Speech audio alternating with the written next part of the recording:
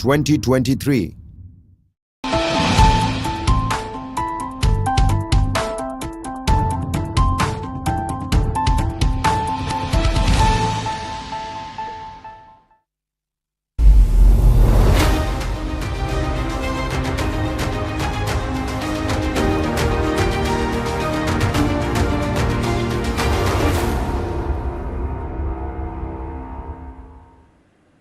Hello and a very warm welcome to all News 9 viewers. I'm Neha Bhan. Let's take a look at some of the top stories of this hour. We begin with the counting day that is scheduled for tomorrow. Now we are counting down to the verdict delivered by voters in Madhya Pradesh, Rajasthan, Chhattisgarh and Telangana.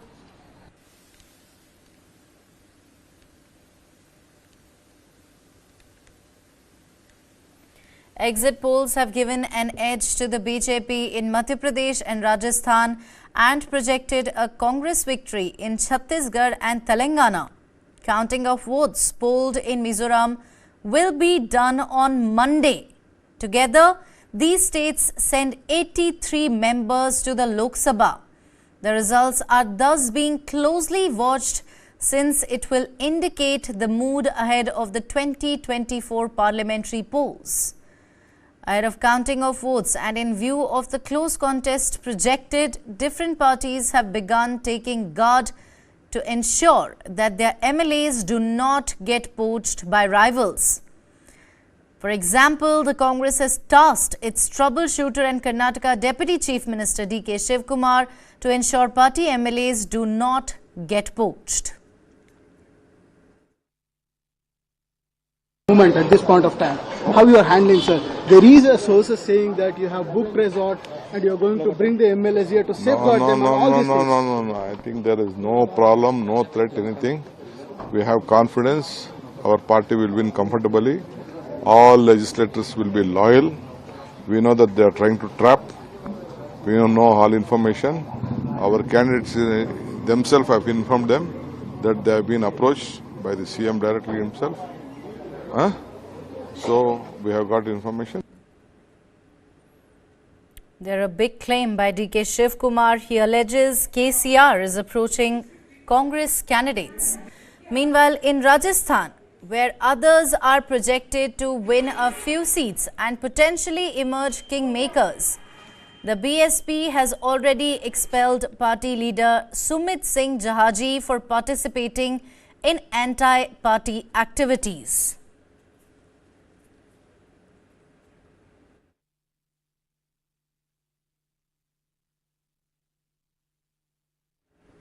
Counting of votes for Madhya Pradesh, Rajasthan, Telangana and Chhattisgarh begins on the 3rd of December.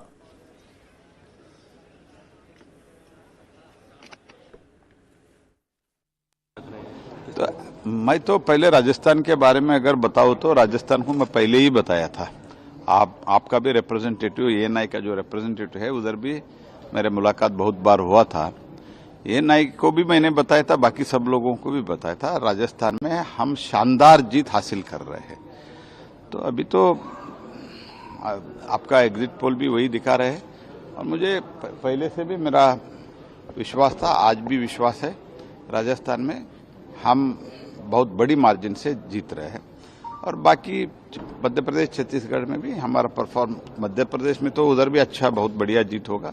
Chhattisgarh में of course tight fight है, लेकिन will form the government in Chhattisgarh. इससे कोई issue ही नहीं है जी, ये तो unnecessarily वो तो उन लोगों का प्रॉब्लम है। वो तो जब वो हारने की स्थिति में पहुंच जाते हैं, वो तो ईवीएम को और चुनाव आयोग को ऐसे उनके ऊपर इल्जाम लगाने का उनका एक, और बीजेपी को, रिसोर्ट पॉलिटिक्स को, जब अपने घर आप ठीक नहीं रखते हो तो बाद में बाकी, क्योंकि अपने आप का जो वीकनेस है वो स्वीकारते नहीं है, वो करेक्टिव मेजर्स नहीं करते हैं, बाद में अपने ऊपर, बीजेपी के ऊपर आरोप करते हैं। देखिए, कुछ लोगों का काम होता है कि समाज में कैसे सेपरेशन पैदा किया जाए, समाज को कैसे बांटा जाए। तभी तो हमने इस बात पे जोर दिया है कि पार्लियामेंट में कम्युनल हार्मनी के ऊपर भी डिस्कशन होना चाहिए। यही देश का बेसिक स्ट्रक्चर बनाता है।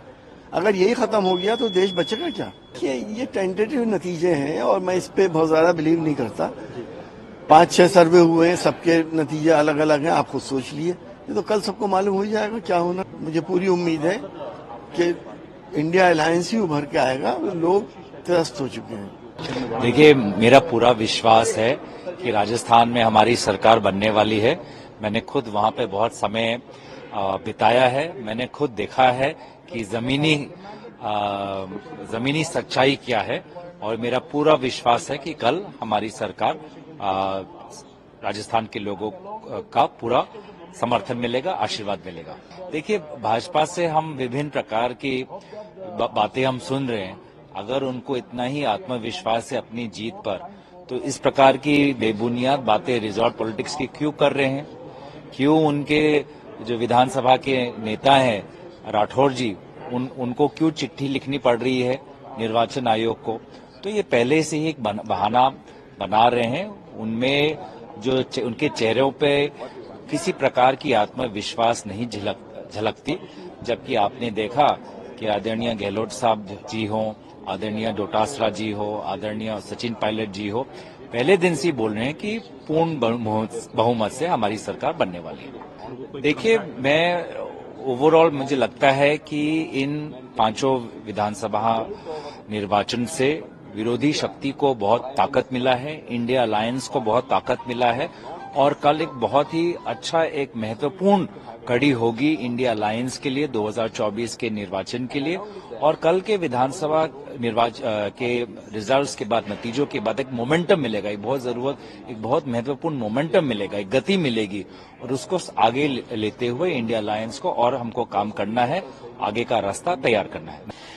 क्योंकि जुगाड़ का जनघट जो है वो जनादेश के पनघट की सुशासन की संकल्प को, स्थायित्व के संकल्प को और सरकार की जो स्टेबिलिटी है उसको नुकसान पहुंचाता है। इसलिए हमें पूरा विश्वास है कि जो चारों राज्यों के रिजल्ट आएगा, जनादेश आएगा, वो जुगाड़ का जनघट नहीं बल्कि जनादेश का पनघट साबित होगा।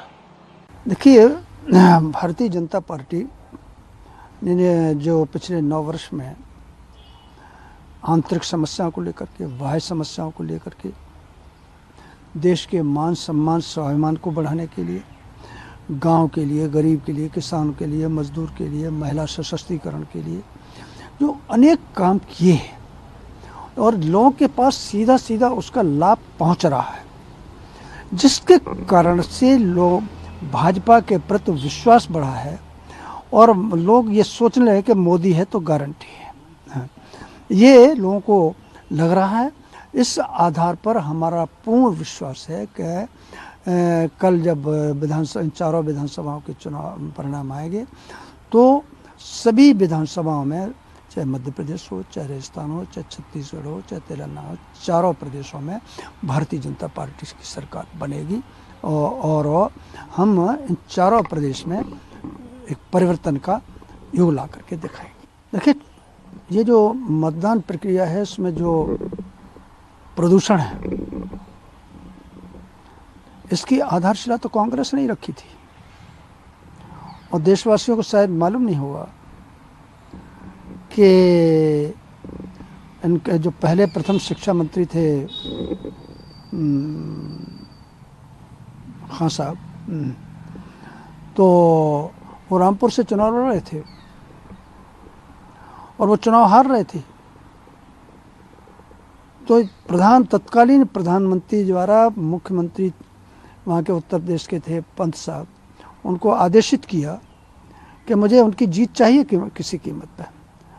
सेठ विशनचंद हिंदू महासभा के बहुत बड़े नेता हुआ करते थे, उनके सामने मौलाना अब्दुल कलाम आज़ाद चुनाव लड़ रहे थे, 10,000 वोट से हारे थे, जबरिया उनको जिताया गया। तो कांग्रेस के डीएनए में बेईमानी घुसी हुई है, इसलिए वो खुद बेईमान है, खुद डिसऑनेस्ट है, इसलिए दूसरों के बारे में भी उनको लगता है कि डिसऑनेस्ट है। ये चुनाव तो प्रक्रिया तो चुनाव आयोग करा रहा है, कोई सरकार तो, सरकारों में तो जहाँ तक सवाल है, राजस्थान में उनकी सरकार है, क्या नाम है, छत्तीसगढ़ में उनकी सरकार है, तेलंगाना में BRSS की सरकार है। तो वो जिस तरीके से बेईमानी उनकी रग रग में भरी हुई है, तो उनको लगता है कि दूसरे लोग भी बेईमानी करेंगे। हाँ, तो ये तो चुनाव आयोग बिल्कुल निष्पक्ष तरीके से चुनाव करा रहा है। इस प्रकार की बातें करना बकवास है, फिजूल है, और वो अपनी पराजय के डर के कारण से अब ये बहानेबाजी करना उन्होंने प्रारंभ कर दिया है। अब से कुछ घंटे बाद वोटों की गिनती होगी, कांग्रेस कितने पानी में है उसे पता चल जाएगा।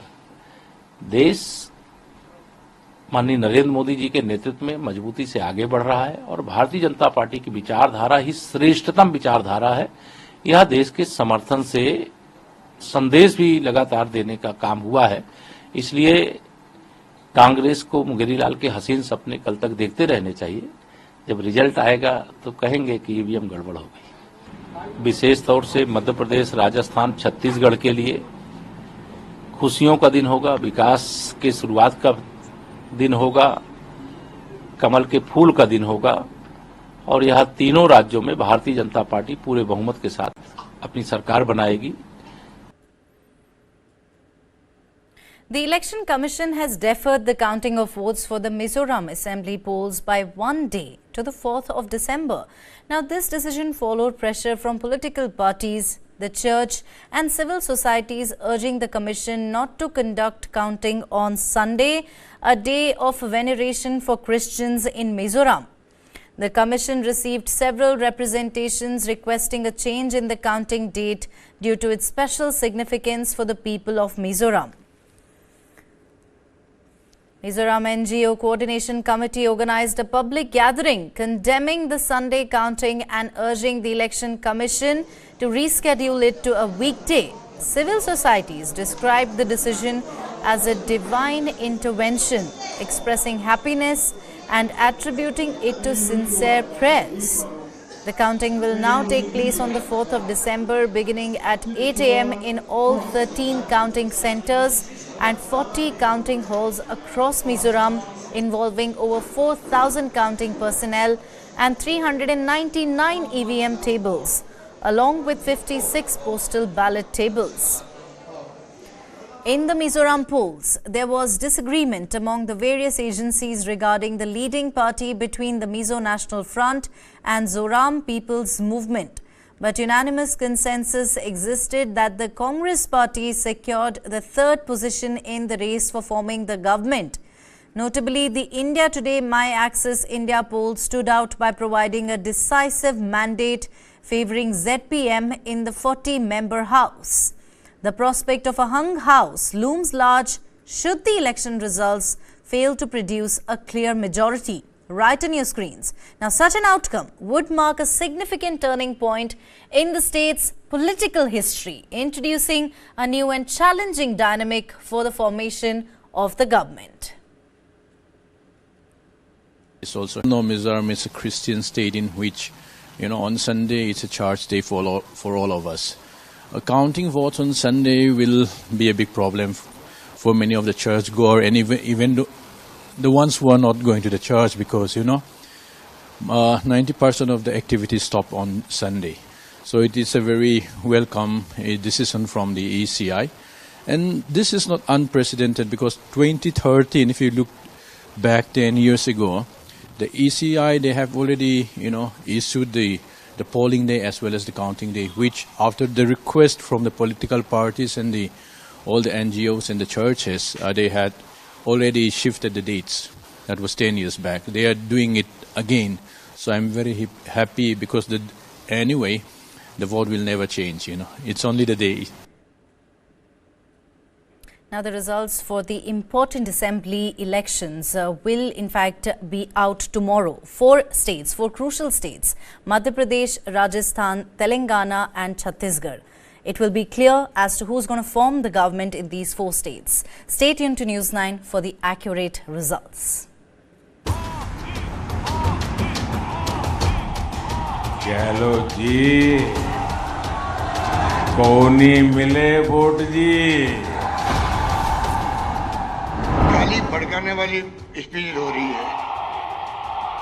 केसीआर की आदत झूठे वायदे करके उन्हें तोड़ देने की है। केसीआर, चैन की नींद मत सो, आपका समय अब समाप्त हो चुका है। जब तक केसीआर जिंदा है तब तक तेलंगाना रियासत एक सेक्युलर रियासत ही बने रहेगा। मारूफु कवाली, कांग्रेस रवाली। मध्य प्रदेश जो है भ्रष्टाचार का कैपिटल है।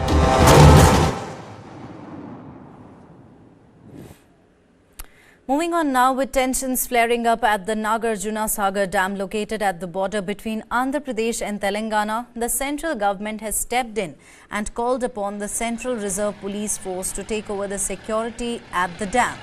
The centre has also urged both the states to revert to the release of the Nagarjuna Dam waters as of 28th of November.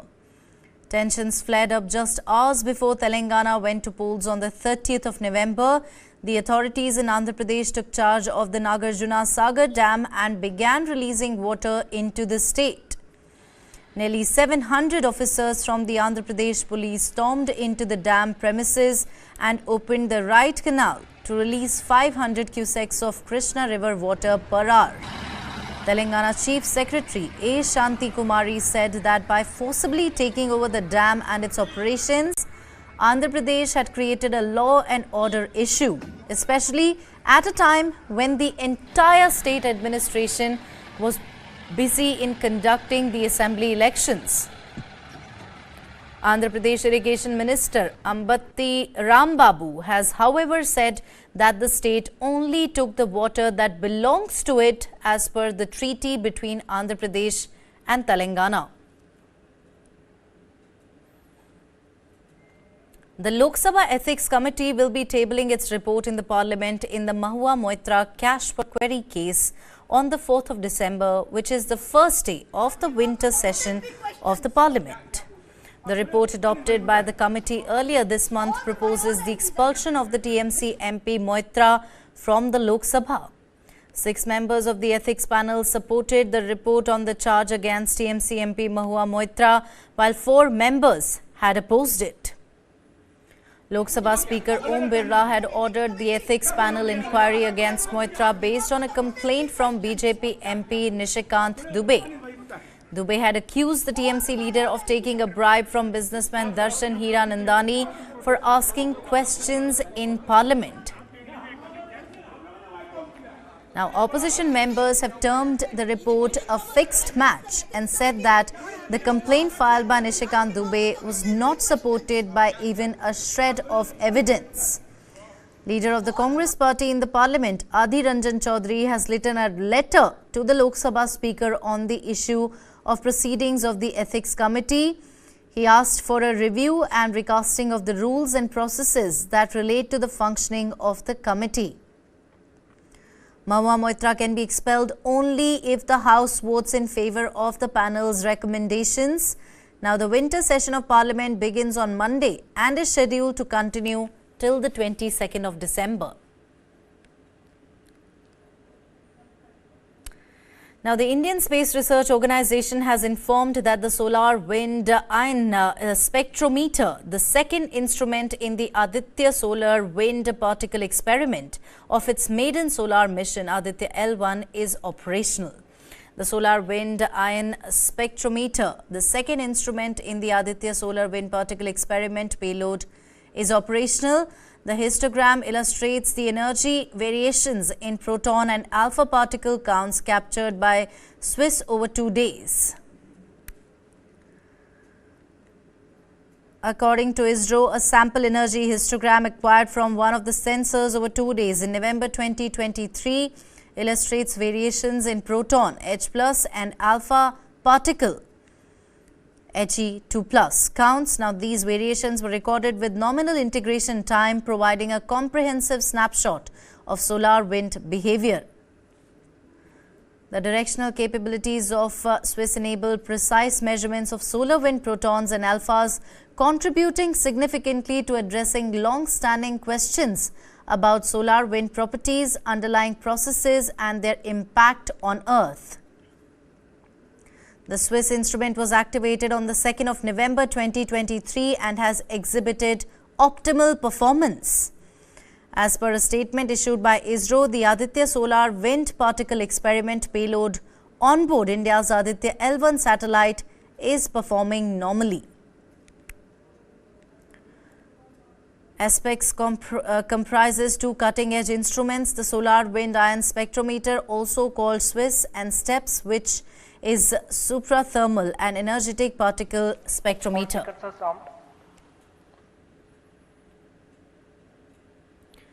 With the US agencies claiming to have foiled a plot to kill Khalistani terrorist and US citizen Gurpatwant Singh Panun on US soil, the Khalistan issue is once again in the news.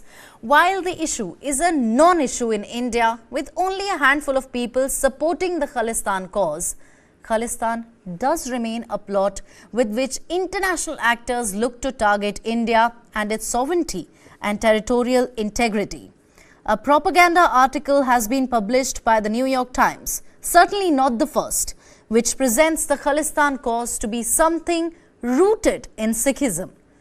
There are several other claims which the article makes which do not hold ground. Let's rebut those claims one by one. The article mentions that the idea of Khalistan is rooted in Sikhism. The claim is based on a highly problematic understanding of the religion of Sikhism.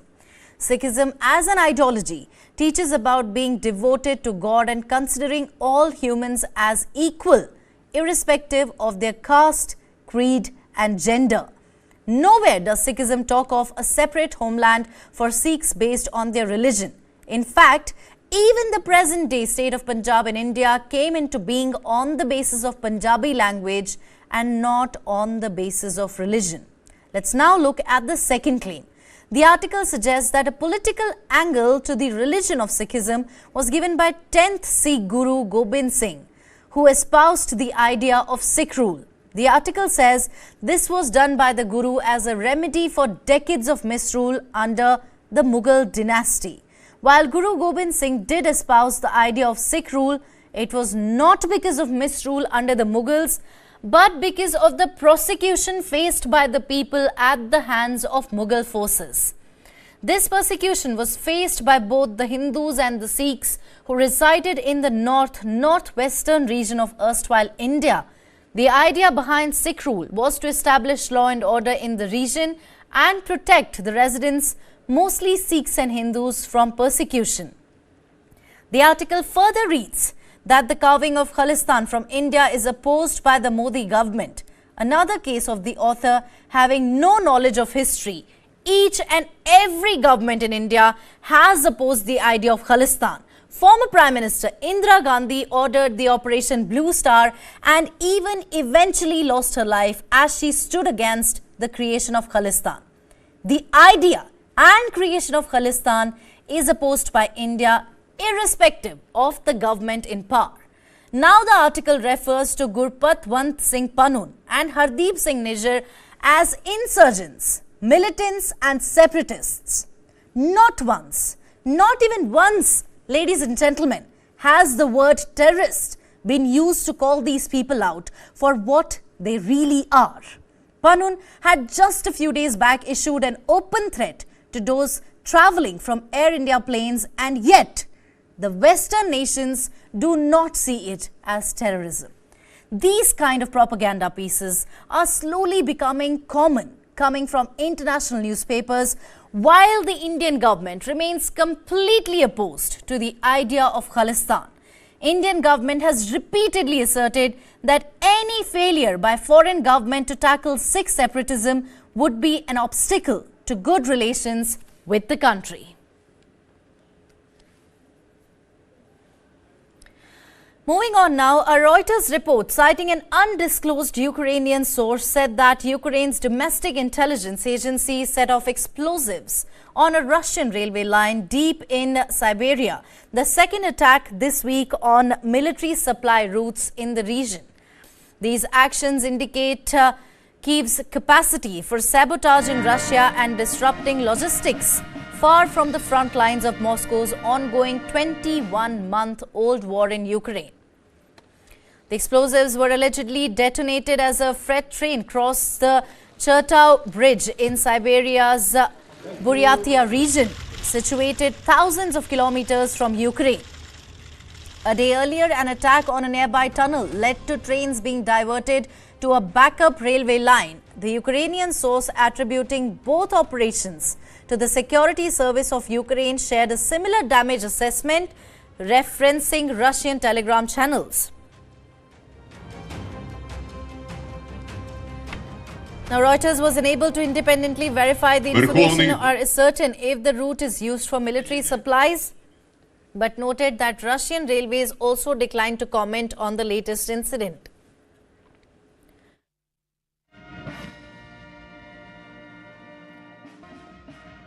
According to the same Ukrainian source, the SBU detonated explosives in a prior attack on Thursday as a cargo train passed through the Sevro-Muyasky tunnel in Buryatia.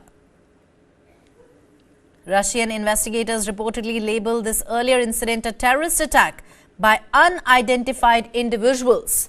The Trans-Siberian Railway, considered crucial for Russian freight transport, faces potential disruptions amid these events. Russian Railways, the primary source of information, chose not to comment on the situation.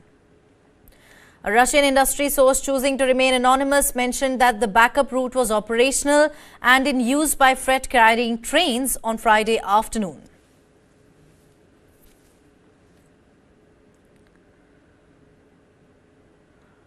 Alarm bells are once again ringing as China is seeing a rise in case of pneumonia and other respiratory illnesses. Clusters of such cases have been reported, especially among children in northern China region. This has led to schools being shut and pediatric hospitals getting overwhelmed.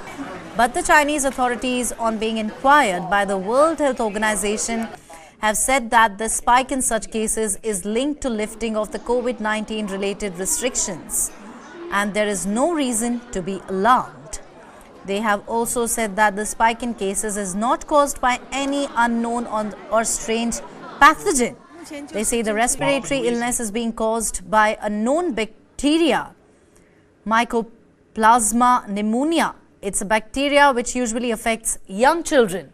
But the international community is, of course, keeping a close eye, given the China's dubious track record. Now, governments across the world refuse to take China on its word. India's union government has asked the states to keep a vigil on travelers from China and be prepared for any eventuality or emergency. In the United States, a group of Republican senators have called upon President Joe Biden to ban travel from China to protect against the spread of respiratory illness.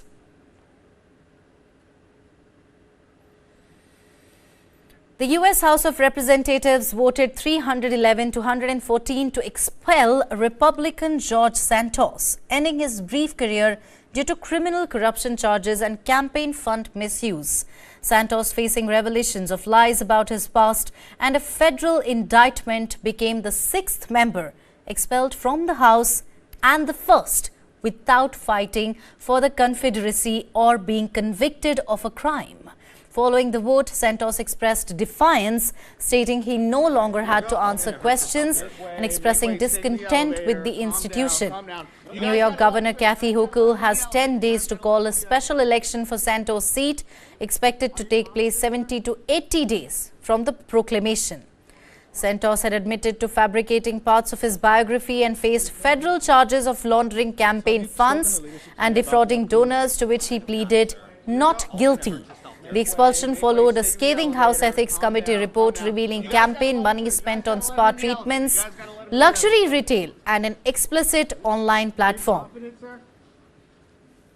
Clerk will report the title of the resolution. House Resolution 878, resolution providing for the expulsion of Representative George Santos from the United States House of Representatives. The question is on the adoption of the resolution. Members record their vote by electronic device. This is a 5-minute vote.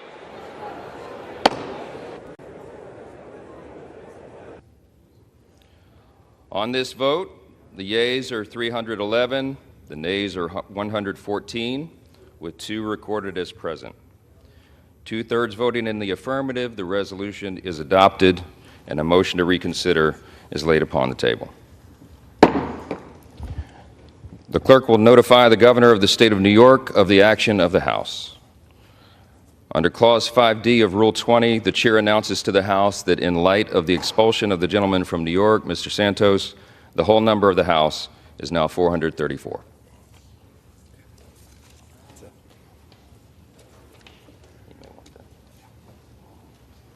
I had no skin in the game. Did you know this is how it was gonna go? Did you know this is how it was gonna go? You know what? As unofficially already no longer a member of Congress, I no longer have to answer a single question to you guys. That is the one thing that I've been saying forever. Don't let the door hit you.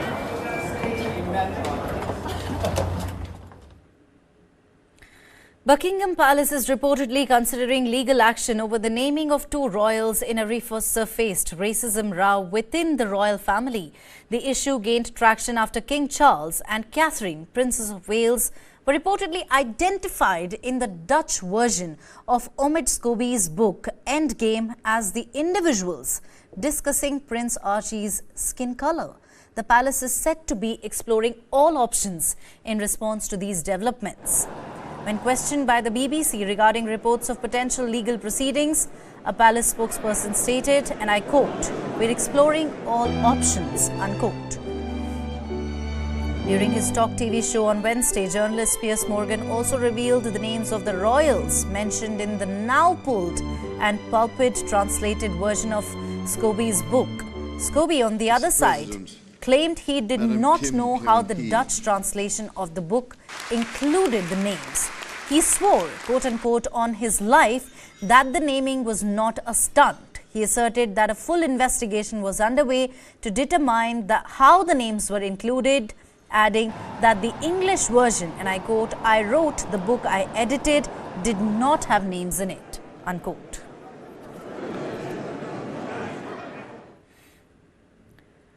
Retired Justice Sandra Day O'Connor, the first woman on the U.S. Supreme Court whose centrist views and shrewd negotiating skills allowed her to steer the nation's law for much of her quarter-century tenure, died on Friday at the age of 93. And today, I rise, along with my colleagues representing all of Arizona, Republicans and Democrats alike, to honor the life and legacy of the most influential Arizonan in history, Justice Sandra Day O'Connor. Sandra Day O'Connor, the first woman to sit on the U.S. Supreme Court, died on Friday at the age of 93. The court said in a statement that O'Connor died in Phoenix of complications related to dementia and a respiratory illness. She grew up in Arizona and lived there most of her life.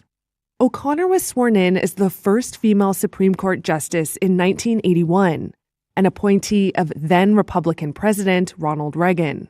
She was conservative by nature, having grown up in an Arizona ranch family. But her pragmatism and knack for consensus building put her at the court's ideological center. As a former Republican state senator and later Arizona's Senate Majority Leader, another first-in-the-nation achievement, O'Connor understood how to strategize with colleagues to get a majority decision. Over her quarter-century tenure, O'Connor avoided sweeping pronouncements and voted for incremental change.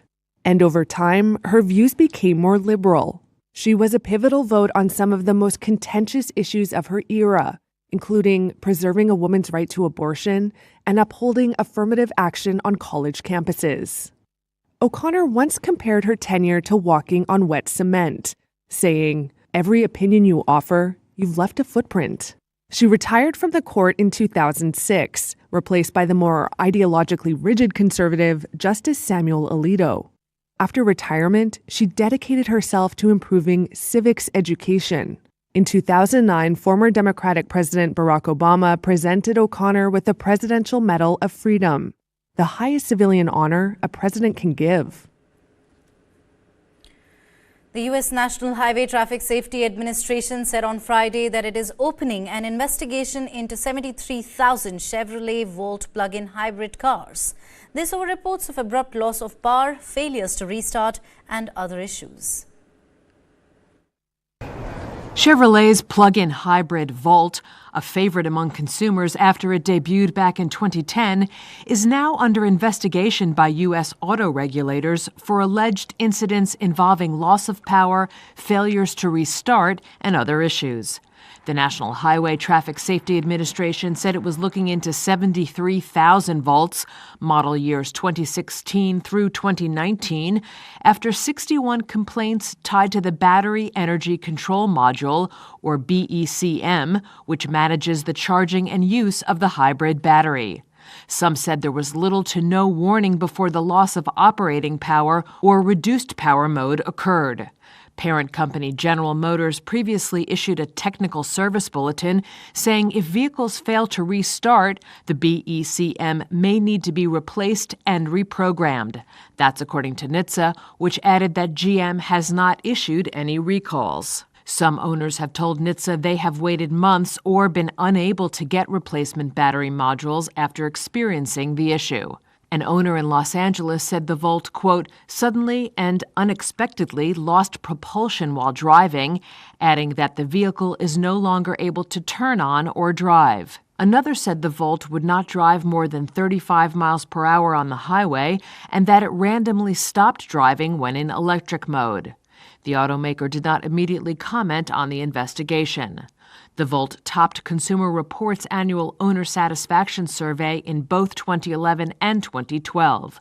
GM ended production of the car in 2019. The EU's drug watchdog will request more data from makers of a class of diabetes and weight loss drugs, including Novo Nordisk's popular therapies, to further investigate suicidal thoughts in some patients taking them. The EU's drug watchdog will seek more data from certain makers of diabetes and weight loss drugs to further investigate suicidal thoughts in some patients taking them. This includes Novo Nordisk's popular medicines Ozempic and Wegovy.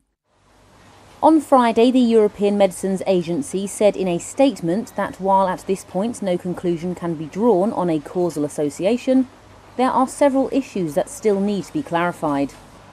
The move followed a review that started in July and covered a range of drugs known as GLP-1 receptor agonists.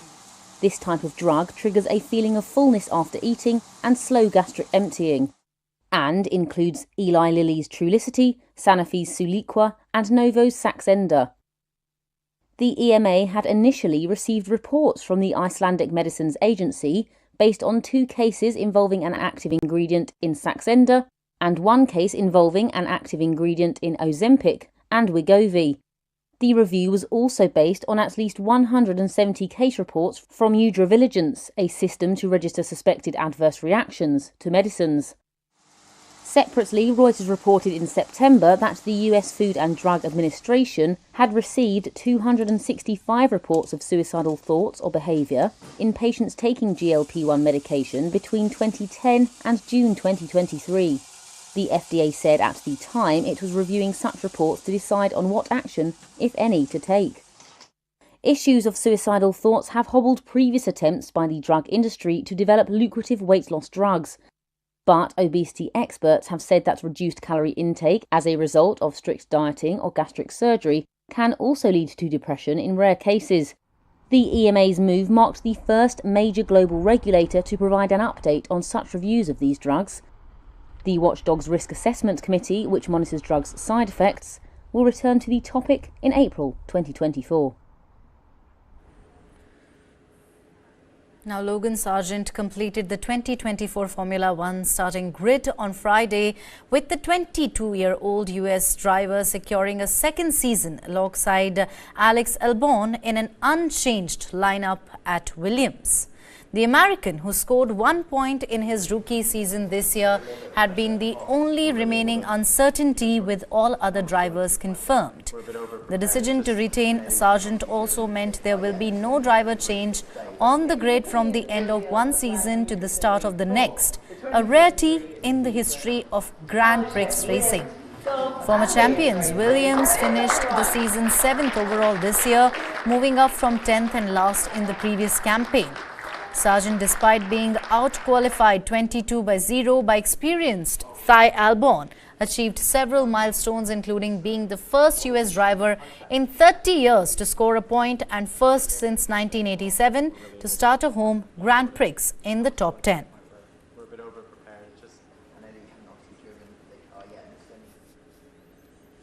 Let's now take a look at what's been happening on the Israel-Hamas war front, where the truce came to an end yesterday.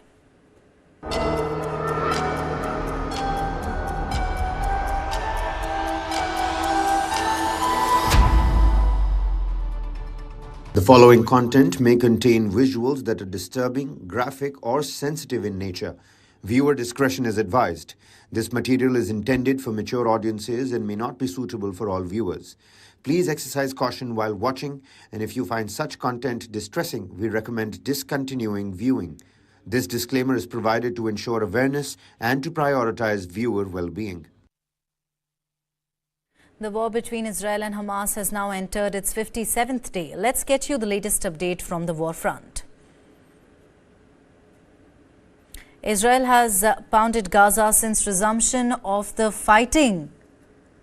184 Palestinians killed since truce ended on Friday morning. That is what Gaza has claimed. No humanitarian aid allowed into Gaza on Friday. UNRWA.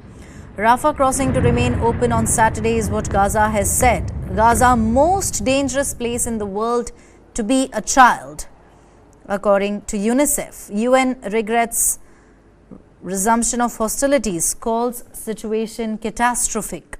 Deeply disappointing is what Rishi Sunak has said on the breakdown of the truce. Israeli shelling in South Lebanon kills 3. That is what the Lebanese media has stated. And Israel has launched air attack near Damascus. That is what Syria has stated.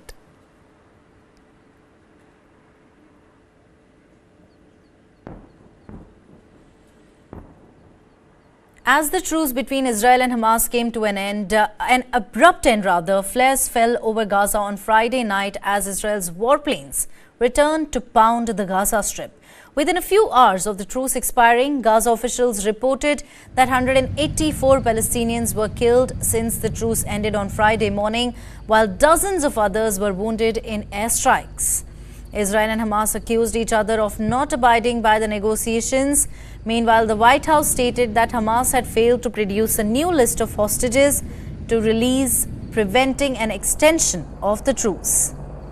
Israel's military reported that its ground, air and naval forces had targeted over 200 terror targets in the enclave since the morning.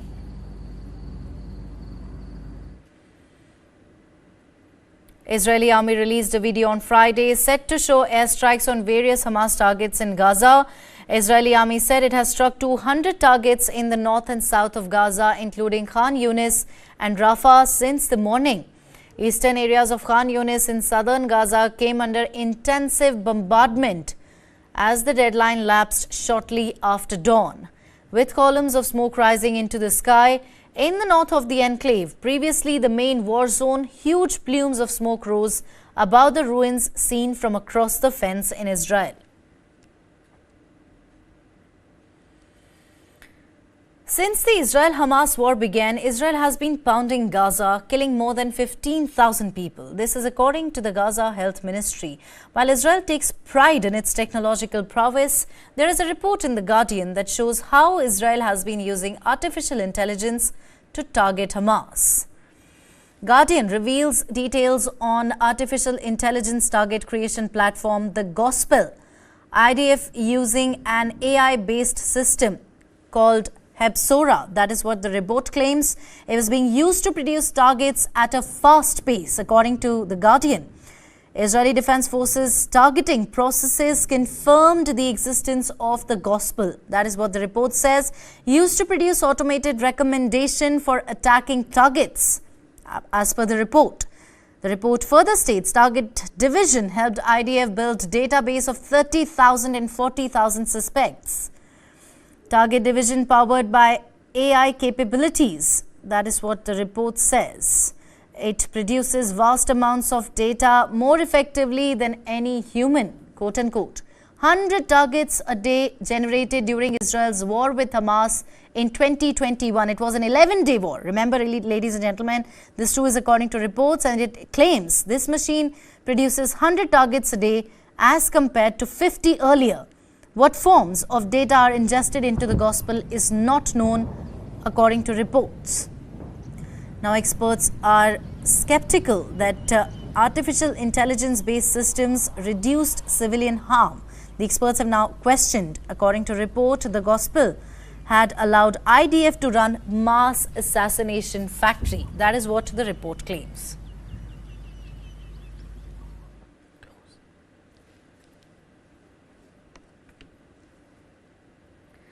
Well, that's all we have in this edition of the Bulletin. Thank you very much for watching. You have a blessed day ahead. This is me, Neha, signing off.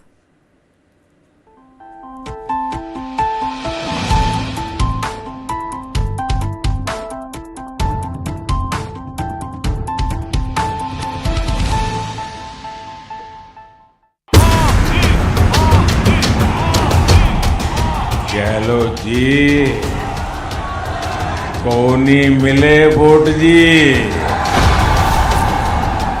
गाली भड़काने वाली speech हो रही है। केसीआर की आदत झूठे